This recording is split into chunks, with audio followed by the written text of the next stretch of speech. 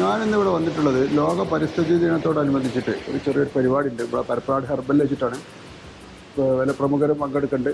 അപ്പോൾ അവരോടൊക്കെ ഒരു 2 വാക്ക് ഇതിനെ സംസാരിക്കാൻ വേണ്ടിയിട്ടാണ് വന്നത്. അപ്പോൾ നമുക്കറിയാം ഇന്ന് ജൂൺ 5 ലോക പരിസ്ഥിതി ദിനമാണ്.